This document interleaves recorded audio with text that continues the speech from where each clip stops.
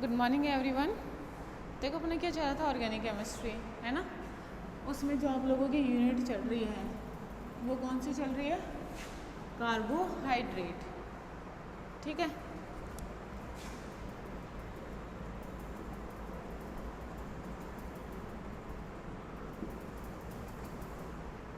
Unit कौन सी चल रही है? कार्बोहाइड्रेट।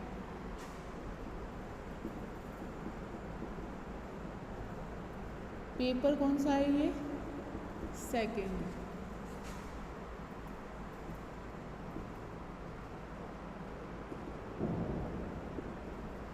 ठीक है, केमिस्ट्री, ऑर्गेनिक केमिस्ट्री चल रहा है और उसमें भी अपना टॉपिक क्या है? कार्बोहाइड्रेट। ठीक है, अब देखो कार्बोहाइड्रेट में अपने ग्लूकोज और फ्रक्टोज ये सब चल रहे थे, मोनोसैकेराइड। ठीक है, अब मोनोसैकेराइड में भी उनकी कुछ प्रॉपर्टीज़ चल रही थी, है ना। बहुत कुछ प्रॉपर्टीज़ तो अपन ने पढ़ ली थी, ग्लूकोज फ्रक्टोज की स्ट्रक्चर आइडेंटिफिकेशन, उनकी रिएक्शन वगैरह सब कुछ अपन ने पढ़ लिया था, इंटर कन्वर्जन वगैरह ये चीज़ मैंने आप लोगों को बता दी थी। ठीक है, अब देखो आप लोगों की क्या आता है इसके बाद में, नॉर्मल प्रॉपर्टीज़ के बाद में ग्लाइकोसाइड है ना। ये ग्लाइकोसाइड बॉन्ड की फॉर्मेशन करते हैं, वो कैसे बनता है कैसे नहीं बनता है वो चीज़ देखते हैं। ठीक है, ग्लाइकोसाइड जो पिछली वाली क्लास है मैंने यहीं पे छोड़ी थी, ग्लाइकोसाइड में देखो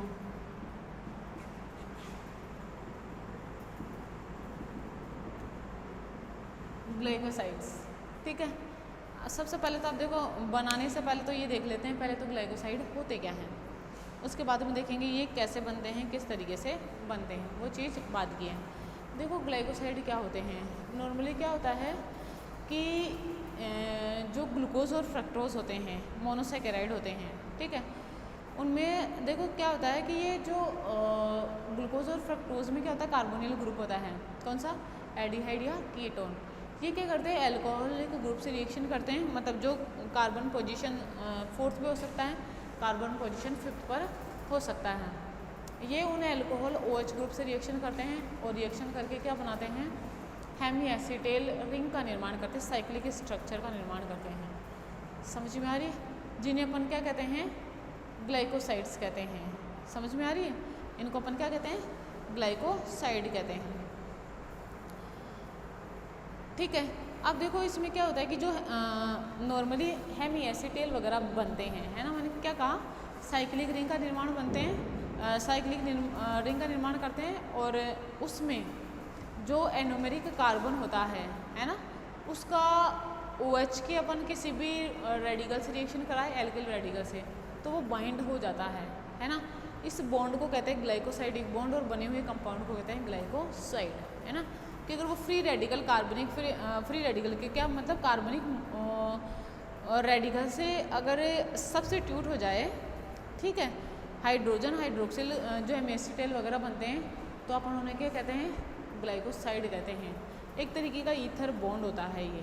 समझ में आ रही है अब मेरी बात? ठीक है, नेचुरल ग्लाइकोसाइड जैसे अपन पढ़े कि जैसे अभी तक अपन ने क्या पढ़ा है? मोनोसैकेराइड, है ना, और मोनोसैकेराइड में क्या पढ़ा है? ग्लूकोज और फ्रक्टोज। जब ये ग्लाइकोसाइड ग्लूकोज में बने, है ना, तो उन्हें कहेंगे ग्लूकोसाइड। जब ये ग्लाइकोसाइड फ्रक्टोज से बने तो इन्हें कहेंगे फ्रक्टोसाइड। बात समझ में आ रही है क्या मेरी? ठीक है, मैंने क्या कहा, जब ग्लाइकोसाइड जो अपन पढ़ रहे हैं ग्लाइकोसाइड अगर ग्लूकोज से बने तो अपन इसे कहेंगे ग्लूकोसाइड, अगर ये फ्रक्टोज से बने तो कहेंगे उसे फ्रक्टोसाइड। क्या कहा मैंने कि जब कार्बोहाइड्रेट, ठीक है, क्या करते हैं आपस में, जो कार्बनिक कार्बोनिल फंक्शनल ग्रुप होता है, एल्डिहाइड या कीटोनिक जो ग्रुप होता है वो अल्कोहलिक ग्रुप से रिएक्शन करता है और अल्कोहलिक ग्रुप से रिएक्शन करके क्या अल्कोहलिक रिएक्शन करके क्या बनाता है? हेमी एसिटेल वगैरह बनाता है। अब हेमी एसिटेल के अगर हाइड्रोजन को, क्या कहा मैंने? हेमी एसिटेल के अगर हाइड्रोजन को किसी ऑर्गेनिक रेडिकल से रिप्लेस कर दिया जाए, सब्स्टिट्यूट कर दिया जाए, then we will get glycoside. ठीक है, when glycoside is formed by the glucose then we will called glucoside. अगर ये फ्रक्टोज से बने तो अपन क्या कहेंगे? उसे फ्रक्टोसाइड कहेंगे। क्लियर ये वाली बात में? ठीक है, क्या कहेंगे? उसे फ्रक्टोसाइड कहेंगे। अब ग्लूकोज और फ्रक्टोज की जो साइक्लिक स्ट्रक्चर होती है ना, अब उसमें क्या होता है, कार्बोनिल ग्रुप से जब ये हम एसिटिल रिंग बनाएगा तो उसमें हाइड्रोक्सिल समूह है ना, जो कार्बोनिल समूह किस में कन्वर्ट हो जाएगा, जो कार्बोनिल ग्रुप है हाइड्रोक्सिल समूह में कन्वर्ट हो जाएगा। ठीक है, जो कि कार्बोनिल ग्रुप होता है ग्लूकोज में तो C1 कार्बन पर होता है ना, और फ्रक्टोज में क्या होता है, वो C2 पोजीशन पर होता है, बोलते सेकंड कार्बन पर होता है। ठीक है, और यही क्या करते हैं, ग्लूकोसाइड का निर्माण करते हैं। क्लियर क्या? ठीक, अब ये जो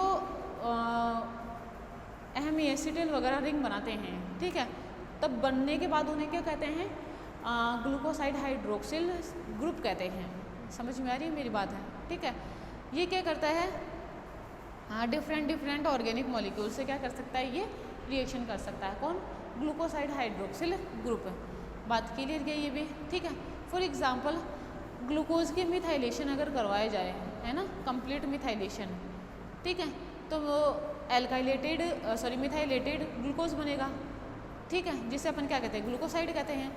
अब अगर इस ग्लूकोसाइड की रिएक्शन, समझ रहे हो आप लोग, अगर इस ग्लूकोसाइड की रिएक्शन डाइल्यूट HCl के साथ करवाई जाए, दैट मीन्स एसिडिक हाइड्रोलाइसिस करवाया जाए, ठीक है, तो क्या होगा, सिर्फ एक कार्बन का मिथाइल ग्रुप हट जाएगा। ठीक है, जो वास्तव में क्या होता है, इथरिक ग्रुप होता है, इथर फंक्शनल ग्रुप होता है और बाकी पर लगे रहते हैं। क्लियर ये वाली चीज़? ठीक है, अब इसमें क्या होता है कि जैसे इसका अपन ने क्या करवाया, एसिडिक हाइड्रोलाइसिस करवाया, ठीक है, तो क्या कर सकते हैं अपन, ग्लाइकोसाइडिक जो हाइड्रोक्सिल ग्रुप है उस पर जो ऑर्गेनिक रेडिकल है अपन उसे पेस्ट कर सकते हैं। समझ में मेरी बात है? और अगर इस कार्बन पर जो ग्लाइकोसाइडिक हाइड्रोक्सिल ग्रुप है, इस पर कोई दूसरा मोनोसैकेराइड जुड़ा हुआ हो, है ना, कोई दूसरा ग्लाइकोसाइड कार्बन पर अगर कोई दूसरी यूनिट जुड़ी हुई हो, तो उसे अपन क्या कहते हैं, डाइसैकेराइड कहते हैं। ठीक है, और ये किसका निर्माण, नॉर्मली क्या हो सकता है, ऐसा हो सकता है कि कोई भी दूसरा इकाई जुड़ा हुआ हो तो क्या बनाता है, डाइसैकेराइड का निर्माण करता है। क्लियर क्या? देखो मैंने क्या कहा, इधर देखना, जो ग्लूकोसाइड होते हैं ये ग्लूकोज से बन सकते हैं, तब इन्हें क्या कहेंगे, ग्लूकोसाइड कहेंगे। क्लियर क्या? तब अपन इन्हें क्या कहेंगे, ग्लूकोसाइड। हो सकता है ये फ्रक्टोज से बने, तब अपन इन्हें क्या कहेंगे, फ्रक्टोसाइड। क्लियर? देखो इधर, जैसे ग्लूकोज की स्ट्रक्चर ये होती है,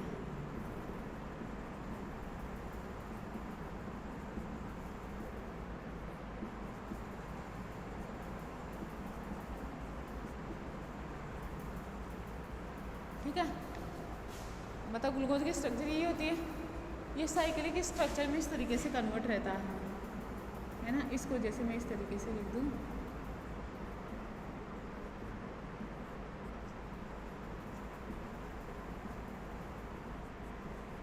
और ये 6 मेंबर रिंग बन गई।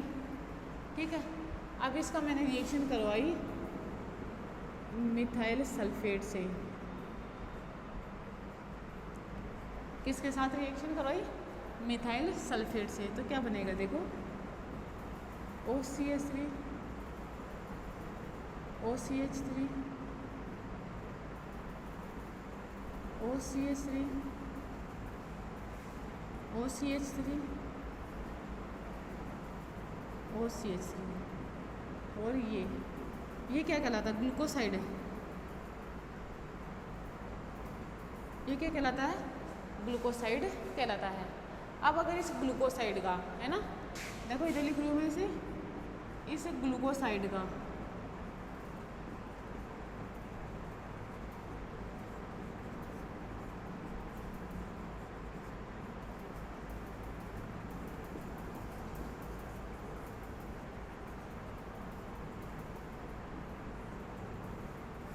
ये क्या है, ग्लूकोसाइड है। इस ग्लूकोसाइड का अगर मैं डाइल्यूट HCl की प्रेजेंस में हाइड्रोलाइसिस करवा दूँ, या इसको लिखूँ मैं एसिडिक हाइड्रोलाइसिस। एसिडिक हाइड्रोलाइसिस कराते देखो क्या बनेगा, ये बनेगा, सिर्फ ये टूटेगा, बाकी और कुछ भी ब्रेक नहीं होता है, मतलब और कोई ग्रुप ब्रेक नहीं होते हैं।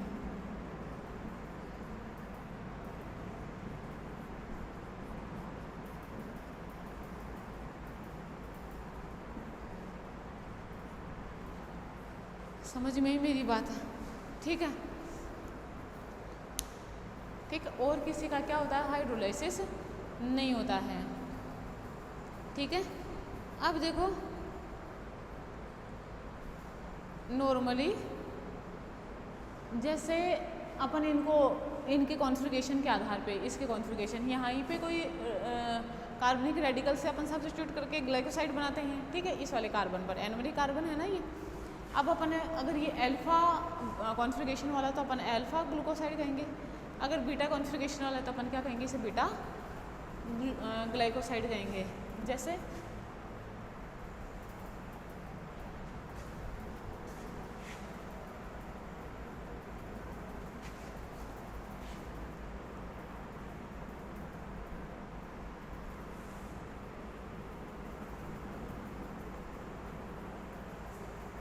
देखो,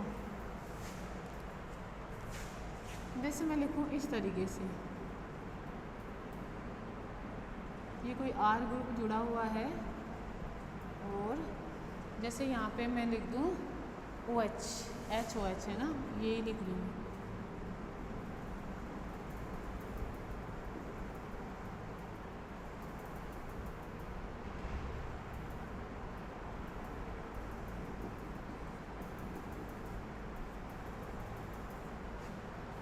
ठीक है, ये लिया और ये करा।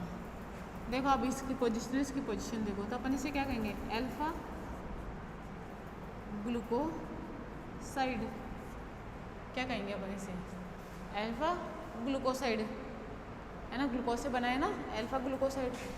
ऐसे ही देखो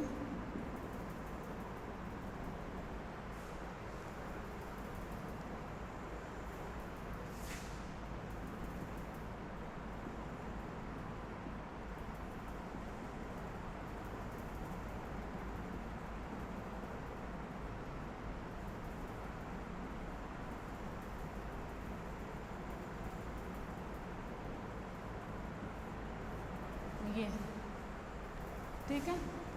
H और OH इसे क्या कहते हैं, बीटा ग्लूकोसाइड।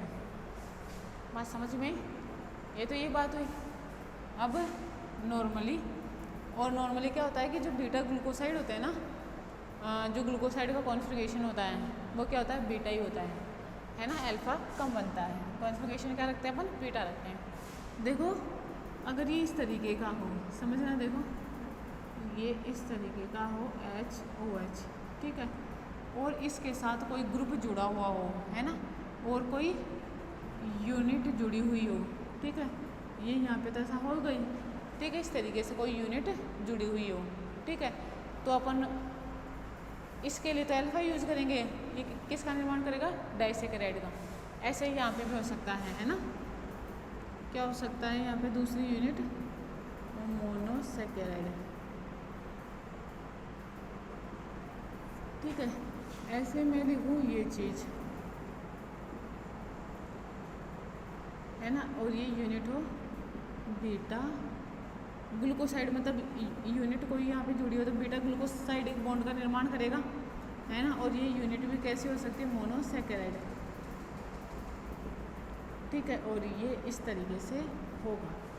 समझ में मेरी बात, ठीक है, क्लियर ये चीज़ भी। अब देखो ये तो चीज़ हुई, तब अपन इन्हें क्या बोलते हैं, डाइसैकेराइड कहते हैं, क्योंकि एक यूनिट तो ये हो गई, एक यूनिट ये हो गई, इस तरीके से क्या कहते हैं अपन इन्हें, डाइसैकेराइड। ऐसे कंपाउंड को क्या कहते हैं जिनमें दो मोनोसैकेराइड की यूनिट जुड़ी हुई होती है आपस में, क्या कहलाते हैं वो, डाइसैकेराइड कहलाते हैं, ठीक है, पहली चीज़ ये। दूसरी चीज़ क्या होती है, अब क्लासिफिकेशन ऑफ ग्लाइकोसाइड्स, है ना। नेक्स्ट देखो,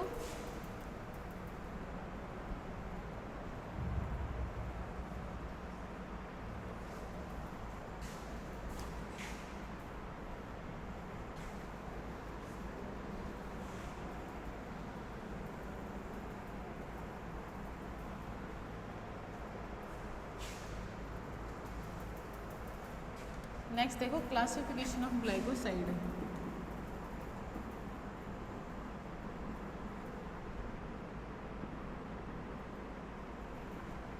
क्लासिफिकेशन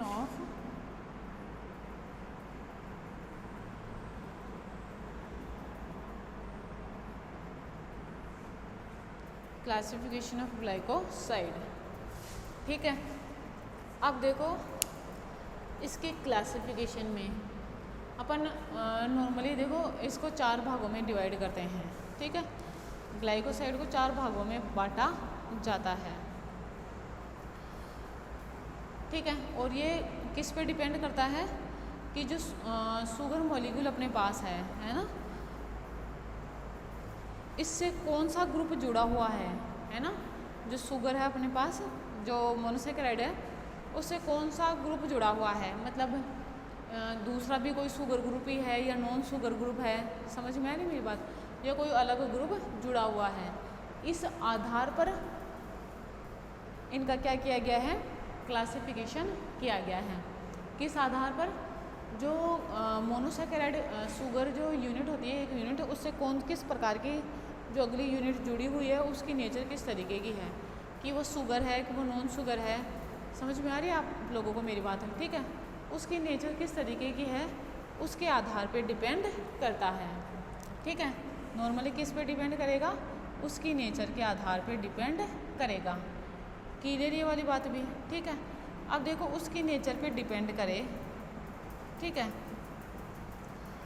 नॉर्मली तो अपन क्या करेंगे इसके लिए कि इसको 4 भागों में बांटा जाता है उस आधार पर। ठीक है, पहला कौन सा होता है, कार्बन ग्लाइकोसाइड्स। ठीक है, नेक्स्ट क्या होता है, oxygen glycoside.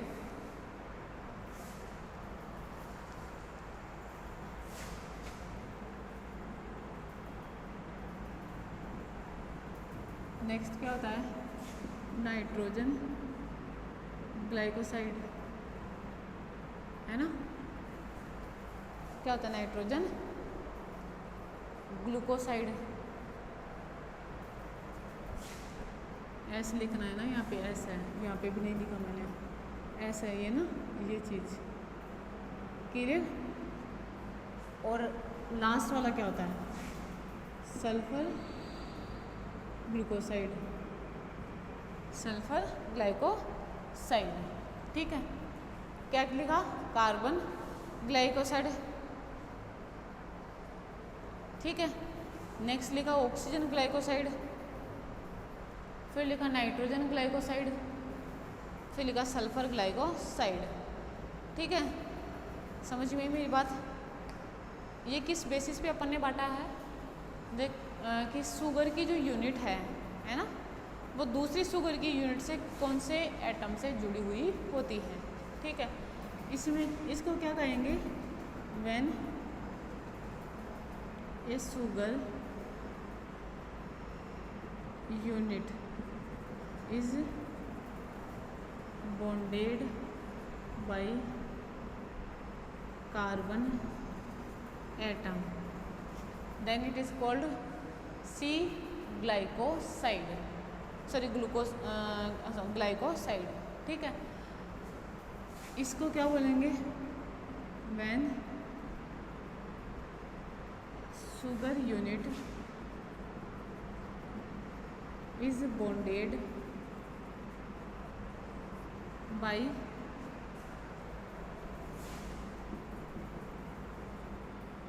Oxygen atom, then it is called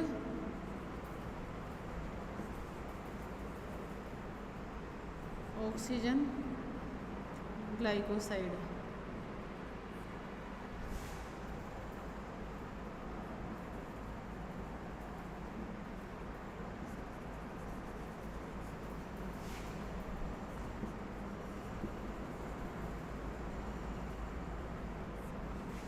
clear.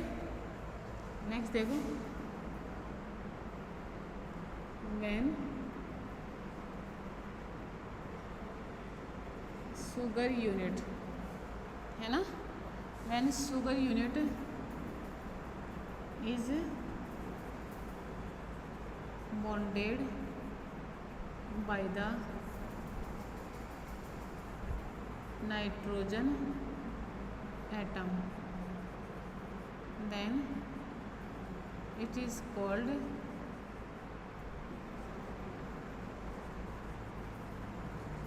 Nitrogen glycoside, है ना। इसमें देखो, when sugar unit is bonded by sulfur atom, then it is called sulfur glucoside, sorry glycoside, है ना। क्लियर ये वाली चीज़, इस तरीके से उन्हें डिवाइड करते हैं। क्लियर क्या।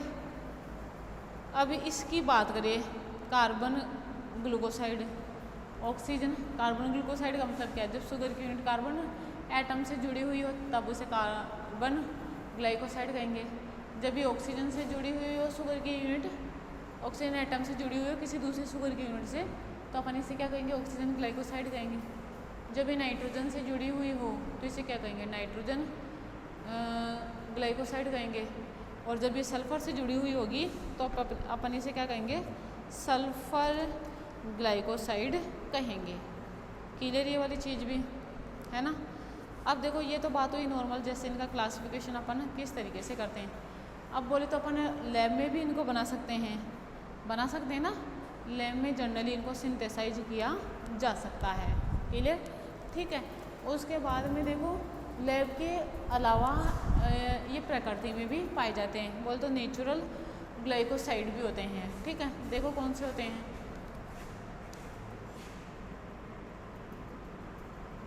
नेचुरल ग्लाइकोसाइड्स, देखो नेचुरल ग्लाइकोसाइड्स, देखो नेचुरल ग्लाइकोसाइड में क्या होता है नॉर्मली कि जो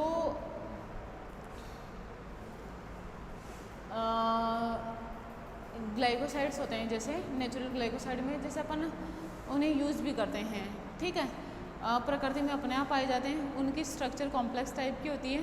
ठीक है, जैसे एग्जाम्पल क्या है, इंडिकेन, है ना, और रूबिराइथिक एसिड या ग्लूकोबेलिनिक एसिड, है ना, इस ग्लूकोबेलिनिक, ये सब एमाई ग्लेडिनलिन, ठीक है, इस तरीके के ये क्या होते हैं, नेचुरल ग्लाइकोसाइड होते हैं।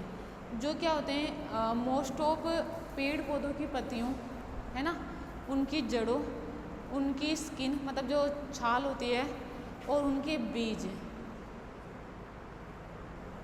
में पाए जाते हैं। लेकिन ये जो ग्लाइकोसाइड होते हैं, जो बीज, पत्ती, तने वगैरह में, इनकी छाल, जड़ वगैरह में पाए जाते हैं, वो बहुत कम मात्रा में प्रेजेंट रहते हैं। ठीक है, ये क्या होते हैं, जो नेचुरल ग्लाइकोसाइड होते हैं, ये क्या होते हैं, मोस्ट ऑफ कलरलेस होते हैं।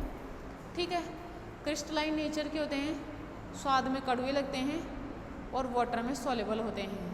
ठीक है, और ये क्या करते हैं, ऑप्टिकल एक्टिविटी भी शो करते हैं। जो नेचुरल ग्लाइकोसाइड होते हैं वो क्या करते हैं, इनकी नेचर कैसे होती है, ये क्रिस्टलाइन नेचर के होते हैं, कड़वे होते हैं, स्वाद में अगर इनको खाया जाए तो ये कड़वे लगते हैं टेस्ट में, कलरलेस होते हैं और वाटर में सॉल्युबल होते हैं और ऑप्टिकली एक्टिव होते हैं। ये फेलिंग सॉल्यूशन को रिड्यूस नहीं करते हैं। ठीक है, कॉमनली क्या होता है, ये एंजाइम्स के साथ मिलते हैं, है ना, समझ रहे हो आप लोग मेरी बात है। ठीक है, जैसे इमल्सन और माल्टेज वगैरह, ठीक है, क्या होते हैं, ये एंजाइम के साथ मिलते हैं। ठीक है, क्लियर क्या। अब देखो, जो इमल्सन बीटा ग्लाइकोसाइड को अगर माल्टेज अल्फा ग्लाइकोसाइड, ठीक है, नॉर्मली क्या करता है, जैसे इमल्शन होता है, जो अपन इमल्शन यूज करते हैं वो बीटा ग्लाइकोसाइड को, और जो माल्टेज होता है वो अल्फा ग्लाइकोसाइड को क्या करते हैं, रिएक्शन करते हैं इनके साथ, इनका हाइड्रोलाइसिस करते हैं। मतलब एक स्पेसिफिक रिएक्शन हो गई ना कि इनकी प्रेजेंस में ये क्या होते हैं, हाइड्रोलाइज हो जाते हैं। ऐसा नहीं होते माल्टेज बीटा ग्लाइकोसाइड को भी कर सकता है, हाइड्रोलाइज ऐसा नहीं है। माल्टेज हमेशा अल्फा ग्लाइकोसाइड को हाइड्रोलाइज करेगा और इमल्शन क्या होएगा, बीटा ग्लाइकोसाइड बॉन्ड को हाइड्रोलाइज करेगा। ठीक है, अब देखो जब ग्लाइकोसाइड का हाइड्रोलाइसिस होता है तो शुगर और नॉन शुगर दोनों भाग होते हैं उसमें। ठीक है, मैंने कहा ना हो सकता है कि ये जुड़कर बोले तो शुगर पार्ट शुगर से जुड़ा हुआ हो। ग्लाइकोसाइड जब भी बॉन्ड बनता है एक सैकेराइड यूनिट जब दूसरी सैकेराइड यूनिट से जुड़ती है तो वो शुगर हो सकती है और नॉन शुगर हो सकती है। तो जब इनका ग्लाइकोसाइड का क्या करते हैं अपन, हाइड्रोलाइसिस करते हैं तो शुगर और नॉन शुगर दोनों भाग मिलते हैं। समझ में मेरी बात है? ठीक है, क्लियर क्या? देखो ग्लाइकोसाइड्स में क्या होता है, जो शुगर पार्ट होता है वो कॉमनली या तो डी ग्लूकोज होता है या डी फ्रुक्टोज होता है या डी मेनोज होता है या डी लैक्टोज होता है, गैलेक्टोज एल गैलेक्टोज होता है, डी राइबोज होता है, ये सब होते हैं। ठीक है, जबकि जो नॉन शुगर भाग जिसे अपन क्या कहते हैं, एग्लाइकोन कहते हैं। क्या कहते हैं? एग्लाइकोन कहते हैं। वो बहुत कम मात्रा में पाया जाता है। जो मेन पार्ट होता है वो तो मैंने आप लोगों को बता दिया, नॉर्मली क्या होता है शुगर पार्ट में डी ग्लूकोज डी फ्रुक्टोज वगैरह होते हैं। समझ में आ रही है मेरी बात है? ठीक है, और जो एग्लाइकोन भाग होता है में कम से कम एक हाइड्रोक्सिल ग्रुप तो होता ही होता है। हाइड्रोक्सिल ग्रुप का मतलब क्या है, वाला ग्रुप है। ठीक है, और जो ग्लाइकोसिडिक हाइड्रोक्सिल ग्रुप जो होता है उससे जुड़ा होता है। मतलब जो नॉन शुगर पार्ट होता है उसमें कम से कम ऐसा होता है कि एक हाइड्रोक्सिल ग्रुप होगा जो कि ग्लाइकोसाइडिक हाइड्रोक्सिल ग्रुप से क्या होता है, जुड़ा होता है। ठीक है, एग्जाम्पल मैंने बता ही दिया आप लोगों को, जैसे ग्लूकोवेलिन होता है। समझ में आ रही है? और जैसे इसका एग्जाम्पल मैंने बताया मेथिल आर्ब्यूरिन होता है ना, आर्ब्यूरिन होता है। क्लियर? एमाइग्लेडिलिन होता है। ठीक है, इंडिकेन होता है, रूबिराइथिक एसिड होता है या सेलिसिन होता है। ये सब क्या होते हैं, नॉर्मली नेचुरल ग्लाइकोसाइड कहलाते हैं। ठीक है, समझ में मेरी ये बात है नेचुरल ग्लाइकोसाइड के बारे में। देखो कभी पूछ right the short note on the following, तब ये वाली चीज़ आती है। ठीक है, क्या कहा, ये नॉर्मली पेड़ पौधों से मिलते हैं। ठीक है, दूसरी क्या होता है, उनकी छाल पत्ती या जड़ वगैरह से इनको इकट्ठा किया जाता है, लेकिन ये बहुत ही कम मात्रा में पाए जाते हैं। ठीक है, उनमें क्या होता है, ये बहुत ही कम मात्रा में पाए जाते हैं। ठीक है, पहली चीज़ तो ये। दूसरी चीज़ क्या बताइए, इनमें ही ये कलरलेस नेचर के होते हैं। ठीक है, अगर इनकी नेचर देखें तो नेचर नॉर्मली क्या होती है, कलरलेस। कैसे नेचर के होते हैं ये, कलरलेस नेचर के हैं। दूसरी क्या होती है, ये क्रिस्टलाइन नेचर शो करते हैं। ठीक है, स्वाद में क्या लगते हैं, ये कड़वे लगते हैं। वाटर में क्या होते हैं, सॉलेबल होते हैं। वाटर में क्या होते हैं, ये सॉलेबल होते हैं। समझ में आ रही है मेरी बात? ठीक है, और क्या चीज़ बताई इसमें मैंने आप लोगों को कि जैसे ग्लाइकोसाइड में क्या होता है, एक तो शुगर पार्ट होता है ना, एक तो क्या होता है शुगर पार्ट, एक क्या होता है नॉन शुगर पार्ट होता है। ठीक है, अब जो नॉन शुगर पार्ट है ना, और जो शुगर पार्ट है, शुगर पार्ट में तो जैसे अपन यूज़ करते हैं D glucose, D fructose, D mannose, D galactose, L galactose,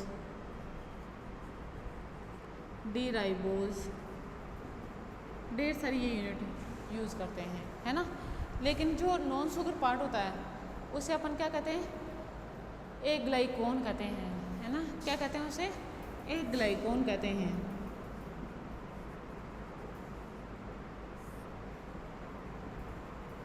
क्या कहते हैं, एक ग्लाइकोन कहते हैं। और इसमें क्या होता है, एटलीस्ट वन हाइड्रोक्सिल ग्रुप होता है जो ग्लाइकोसाइडिक, जो ग्लाइकोसाइड होता है उसमें ग्लाइकोसाइडिक हाइड्रोक्सिल ग्रुप वाले कार्बन से जुड़ा होता है ना। ये वाली चीज़, ये क्या होता है, नेचुरल ग्लाइकोसाइड कहलाते हैं। क्लियर क्या? अब जैसे एग्जाम्पल बोला, उनकी स्ट्रक्चर आप लोगों को पता होनी चाहिए, है ना। कम से कम 2-3 की स्ट्रक्चर तो पता होनी चाहिए।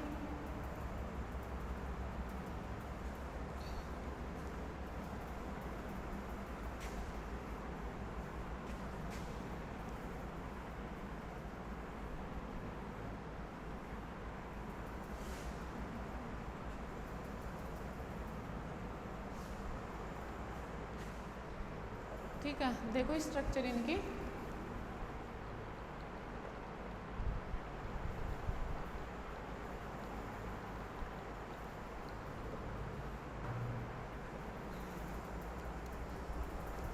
देखना स्ट्रक्चर, देखो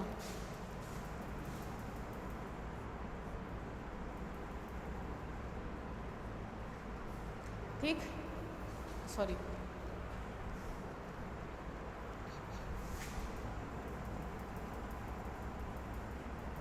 ठीक है, ये हुआ। और ये जुड़ा होता है ग्लूकोज के समान यूनिट से। जैसे ये है, ये मैं लिखूँ CH, ये लिखा CHOH, CHOH, CHOH, CHOH, है ना। पांचवा कार्बन आ गया ना, 1 2 3 4 5, ठीक है। और इस पांचवें कार्बन में मैं इसको हटाऊँ, और ये H और ये CH2OH, ये ठीक है। ये किसका एग्जाम्पल है? ग्लूकोबेनिलीन का। क्या कहते हैं इसे? ग्लूकोबेनिलीन।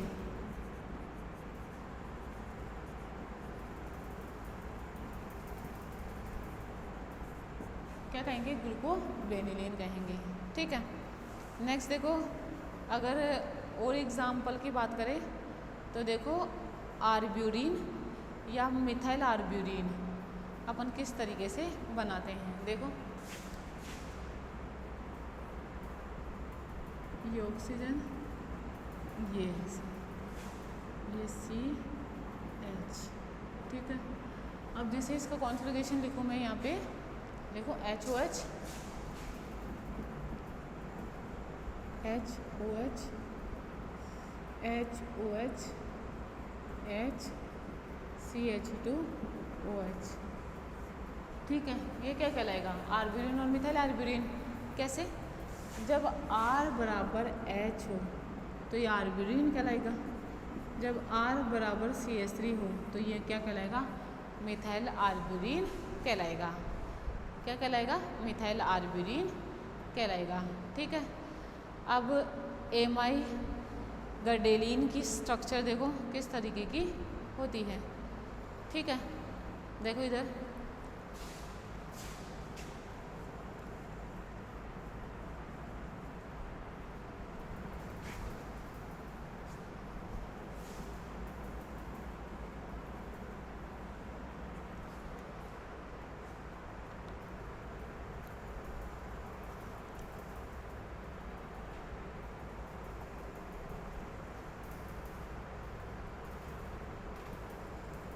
देखो इधर,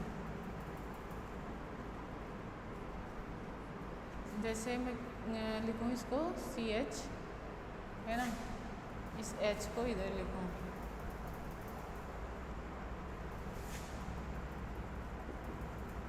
C6H5, ठीक है। ये करा CH, इधर देखो जरा OH, H, H, OH, ठीक है। ये करा, इसके बाद में OH, H, H और ये CH2, ठीक है। ये इसको इस तरीके से लिखा, क्लियर ये वाली बात। इसके बाद में देखो, एक और मोल लिया, ये इसका, ये इधर और ये इधर C, ठीक है। और ये लिख दूँ H, ये OH, H, OH, H, H, CH2OH, ठीक है। ये इससे जुड़ा होता है ना, पांचवें कार्बन से, ये, ठीक है। ये क्या कहलाता है? एमाई गर्डेलिन, ठीक है। इसे क्या कहते हैं? एमाई गर्डेलिन। क्या कहते हैं इसे? एमाई गर्डेलिन।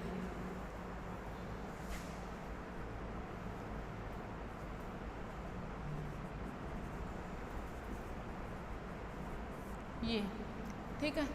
नेक्स्ट देखो, एमाई गर्डेलिन के बाद में इंडिकेन की स्ट्रक्चर किस तरीके से बनाते हैं। ठीक है, देखो इंडिकेन,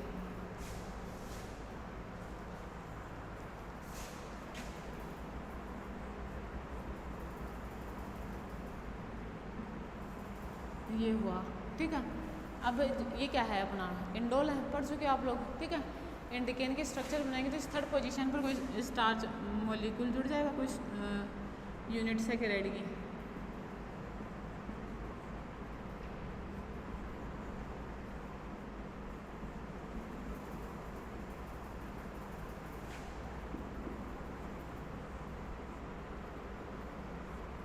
क्लियर मेरी बात? ये क्या हो जाएगा, इंडिकेन हो जाएगा। ठीक है, इसको इस तरीके से बनाएंगे। अब देखो रूबिराइथिक एसिड किस तरीके से बनता है।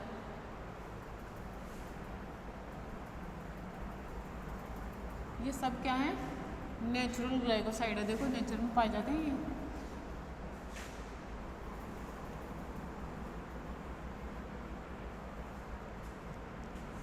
ठीक है, नेक्स्ट देखो रूबिराइथिक एसिड। देखो रूबिराइथिक एसिड की स्ट्रक्चर, ये एक मिनट,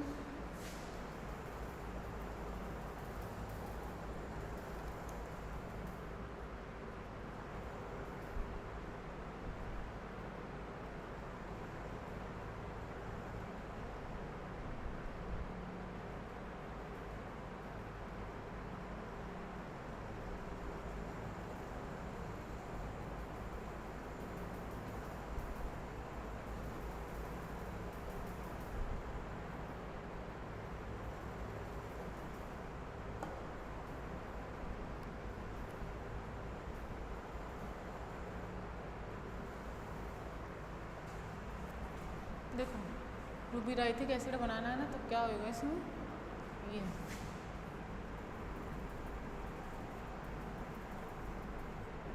ठीक है, ये बना।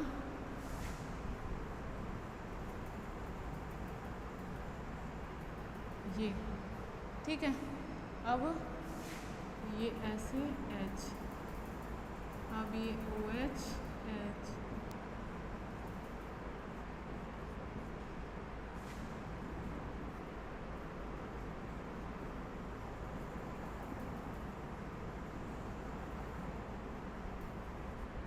ये बना। ठीक है, देखो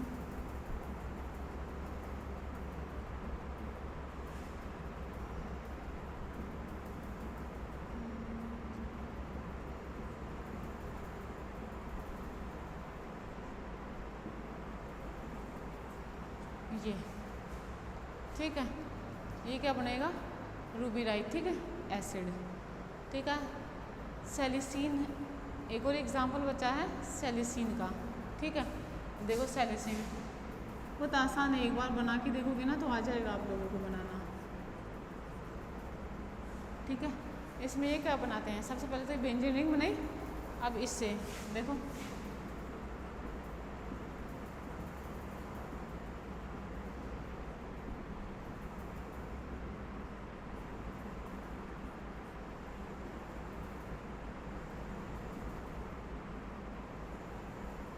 ठीक है, इसे क्या कहते हैं, सेलिसिन।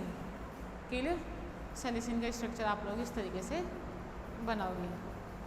क्लियर मेरी बात? ठीक है, ये चीज़ थी, समझ में बात। अब देखो स्ट्रक्चर ऑफ राइबोज। ठीक है, ये ग्लाइकोसाइड जो था ये कंप्लीट हो चुका है ना, सॉरी ग्लाइकोसाइड था जिससे हमने ग्लूकोसाइड भी पढ़ा, फ्रक्टोसाइड भी पढ़ा, क्लासिफिकेशन ऑफ ग्लाइकोसाइड पढ़ा और नेचुरल ग्लाइकोसाइड पढ़ा। ठीक है, समझ में मेरी ये बात। अब देखो स्ट्रक्चर ऑफ राइबोज।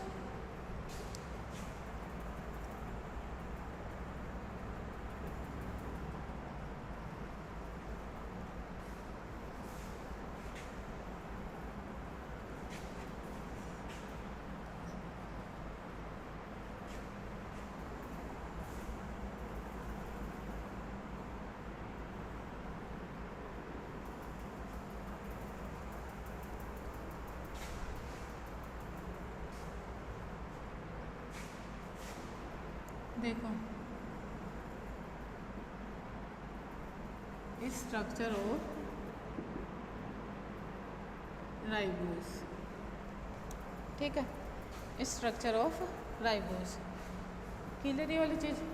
राइबोस की स्ट्रक्चर किस तरीके की होती है वो देखते हैं अब, ठीक है।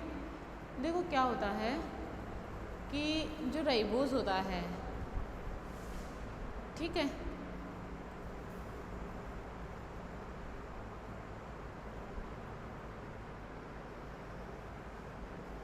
देखो क्या होता है, नॉर्मली आरएनए होता है ना।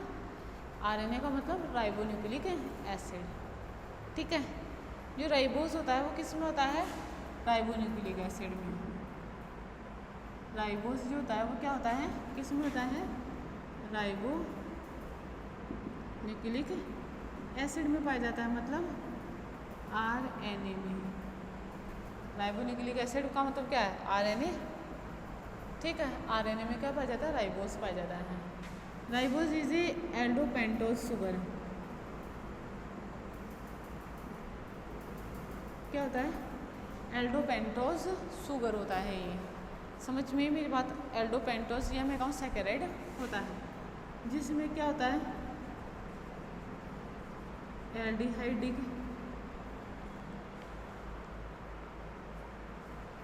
एल्डिहाइडिक फंक्शनल ग्रुप होता है।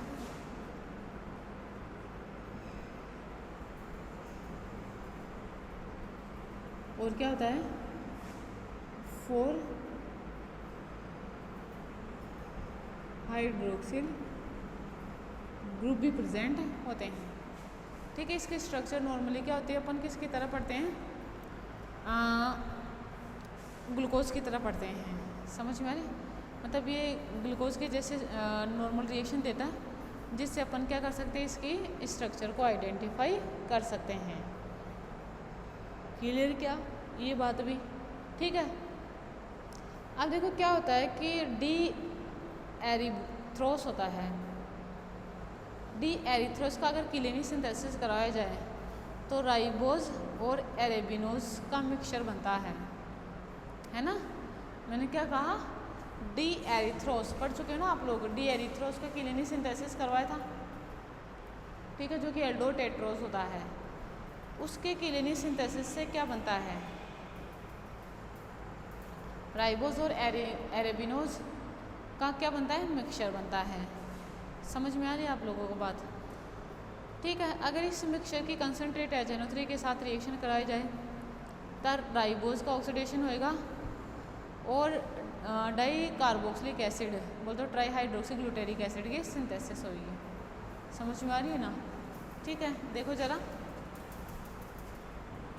डी जो एरिथ्रोस होता है उसका फॉर्मूला क्या होता है, देखो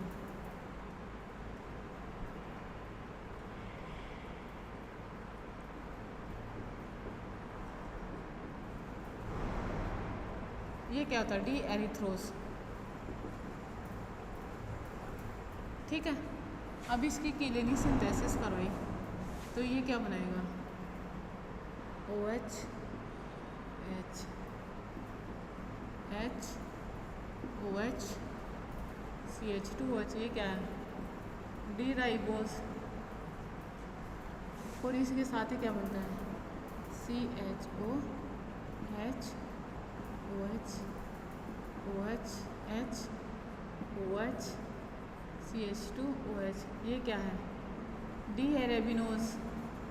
समझ में आ रही मेरी बात, ये क्या है, डी एरेबिनोज। अपने को क्या चाहिए, डी राइबोस, ठीक है। तो देखो डी राइबोस लिख लिया। डी राइबोस क्या होता है, ये होता है,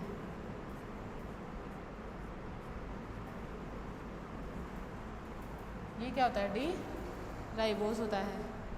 आई क्या बात समझ में, ठीक है। अब ये डी राइबोस में नॉर्मली अगर मैं ये करूँ, इसका कंसनट्रेट HNO3 और ब्रोमीन वाटर की प्रेजेंस में क्या कराऊँ, ऑक्सीडेशन कराऊँ, ठीक है। तो देखो पहले करवाया ऑक्सीडेशन किसकी प्रेजेंस में, कंसनट्रेट HNO3 की प्रेजेंस में, तो क्या बनेगा COOH COH H COH H OH H और ये CH2OH। आई क्या बात समझ में? ठीक है, क्लियर ये चीज़ भी, ठीक। ये इस तरीके से हुआ है ना। किसकी सिंथेसिस हुई? इसकी। सॉरी ये क्या बनेगा COOH, क्या कहेंगे इसे?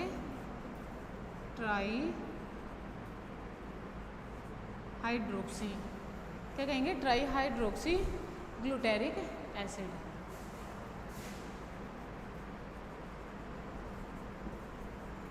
क्या बन गया ये? Dicarboxylic acid. ठीक है, किसकी सिंथेसिस हुई है? डाइकार्बोक्सिलिक एसिड की सिंथेसिस। क्लियर ये चीज़ किससे हुई? और जब राइबोज, ये क्या है? D ribose.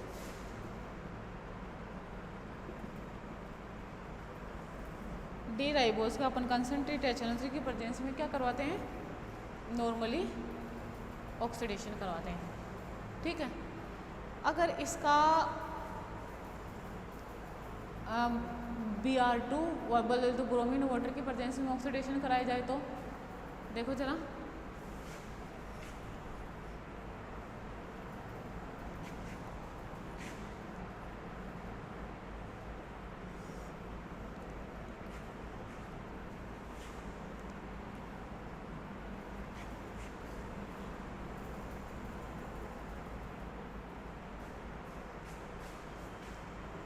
देखो ये दिया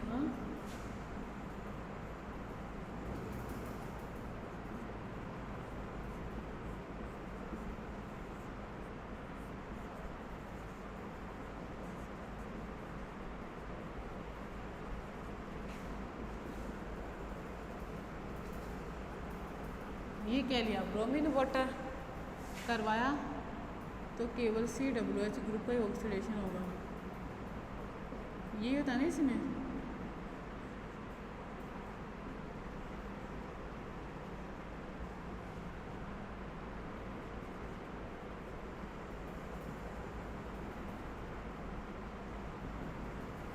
किसका निर्माण होगा?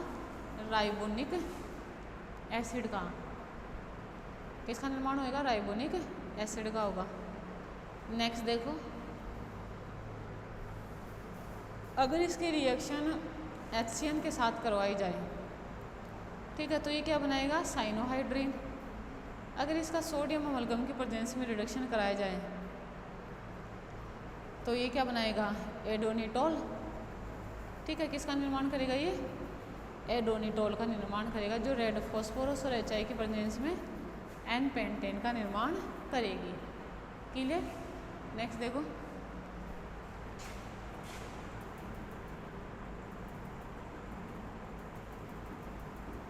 कॉन्फ़िगरेशन लिखना है इसका।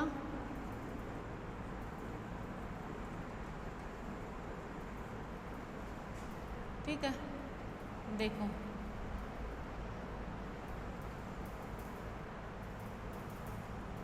ये लिया डी राइबोज। क्लियर? इसकी रिएक्शन कराई HCN के साथ, तो देखो OH और ये CN, OH H H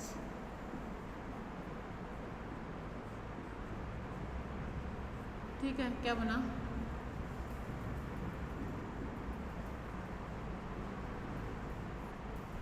राइबोसाइनोहाइड्रीन, है ना।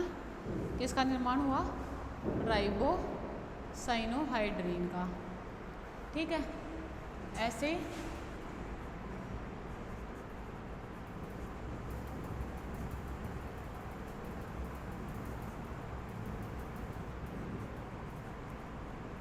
इसकी रिएक्शन पहले किसके साथ करवाई? NaHG के साथ। देखो क्या बनता है?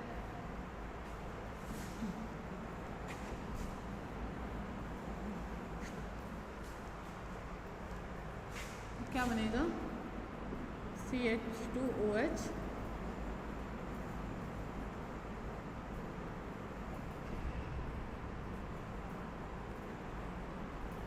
ठीक है, इसे कहते हैं एडेनिटॉल।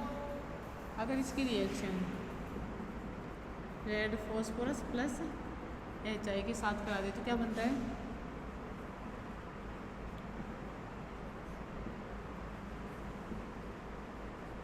क्या कहेंगे इसे, एन पेंटेन। क्या कहेंगे इसे, एन पेंटेन कहेंगे।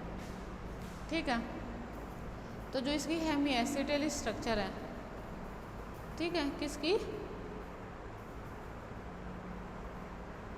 राइबोज की। ठीक है, उससे अपन देखो नॉर्मली कैसे बना सकते हैं, जो इसकी हेमी एसिटल स्ट्रक्चर होगी, ठीक है, C1 कार्बन और C4 कार्बन, देखो ऐसे,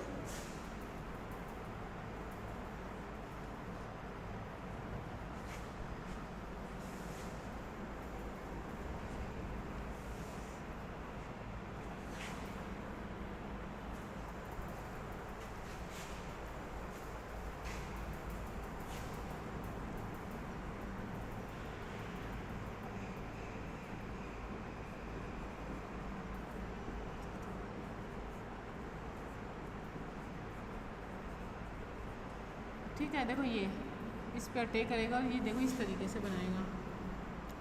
अब ये भी अल्फ़ा और बीटा दो होंगे ना, ये भी क्या होगा, अल्फ़ा और बीटा। तो देखो मैं इसको ऐसे लिख दूँ,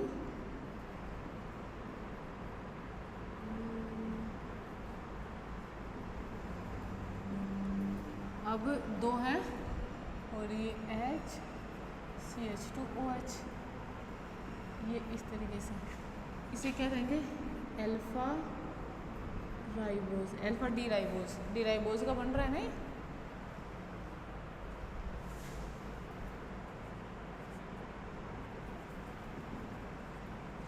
ये क्या है, अल्फ़ा डी राइबोज। बात समझ में है आप लोगों को, ठीक है, क्या ये अल्फ़ा डी राइबोज की स्ट्रक्चर, ठीक है, समझ में ही बात है। अब देखो अल्फ़ा डी राइबोज की स्ट्रक्चर, उसके बाद में देखो नॉर्मली क्या है, बीटा डी राइबोज की कैसे बनाऊंगे, प्लस ये OH इधर कर दूँ और ये H, OH OH H H H और ये CH2OH, ठीक है, ऐसे होएगा। इधर देखो, इसको मिटाओ, ये क्या होगा, बीटा डी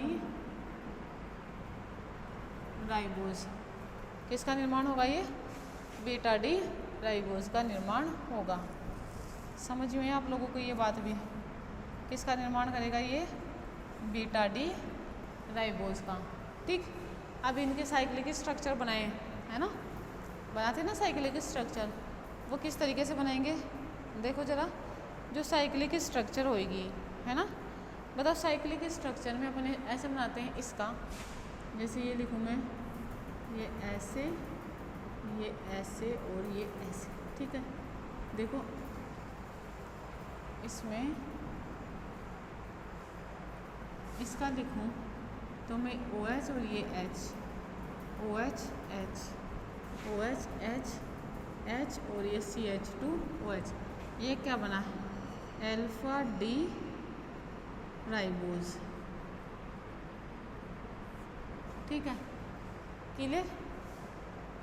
अब बताओ ये फ्यूरेन जैसे स्ट्रक्चर है तो क्या बोलूँगी, राइबोफ्यूरेनोज, है ना, क्या बोलूँगी इसे, राइबोफ्यूरेनोज, ये देखो राइबोफ्यूरेनोज, ठीक है। ऐसे देखो इसका,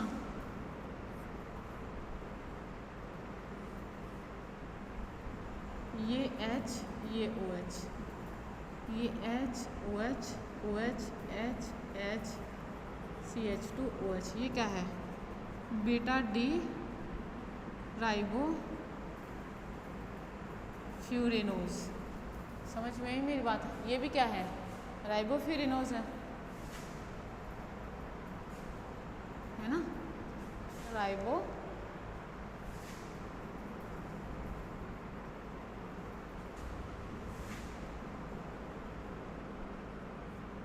ठीक है। इस तरीके से क्या होगी, डी राइबोज की स्ट्रक्चर होगी।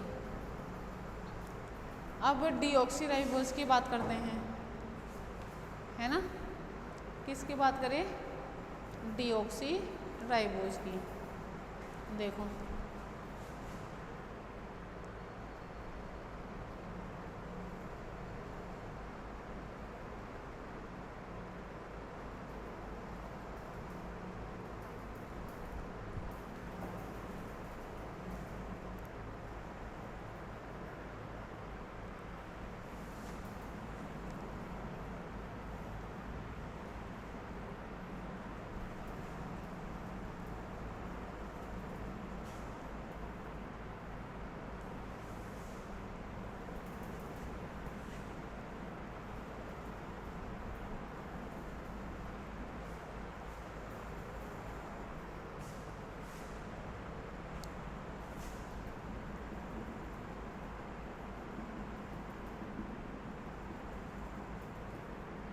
डीऑक्सी राइबोज, है ना। डीऑक्सी राइबोज किस में पाया जाता है, डीएनए में पाया जाता है। Deoxy nucleic acid, ribonucleic acid, sorry, deoxy ribonucleic acid में पाया जाता है। ये किस में पाया जाता है, डीएनए में पाया जाता है। इसकी स्ट्रक्चर राइबोज के समान ही होती है। वैसे तो क्या होती है, राइबोज के समान ही होते हैं, लेकिन राइबोज की C2 जो पोजीशन होती है उसमें जो H और OH लगा होता है ऐसे, वो डीऑक्सी राइबोज में क्या होता है, H ही होता है। ठीक है, ये किस में होता है, C2 कार्बन पर, ये डीऑक्सी राइबोज में और ये राइबोज में पाया जाता है। क्लियर। अब अगर ऐसा होता अपन इसकी स्ट्रक्चर कैसे बना सकते हैं डीऑक्सी राइबोज की, इस तरीके से CHO, CH और H, that means we can say that in deoxyribose one achiral center is present, C2 position पर जो कि प्रेजेंट होता है।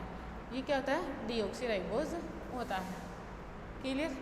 अब अगर इसकी हेमी एसिटेली के स्ट्रक्चर बनाऊँ तो कैसे बनाऊँगी, इधर देखना, जैसे ये क्या लिखा मैंने, डीऑक्सी राइबोज लिखा, ठीक है। बताओ ये वाला इस पे अटैक करेगा, अटैक करा तो देखो क्या बना, HCOH H,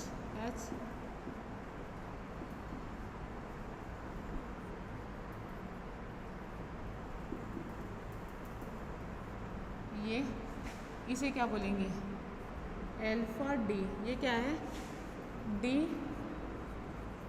डीऑक्सीराइबोज।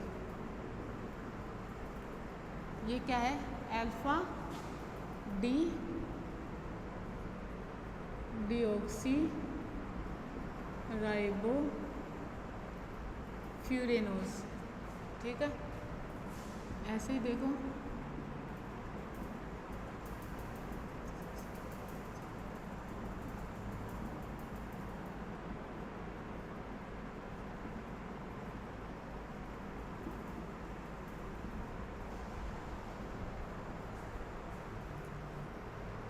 इसके बाद में देखो बीटा डी डीऑक्सी राइबो फ्यूरेनोस। आई की बात समझ में।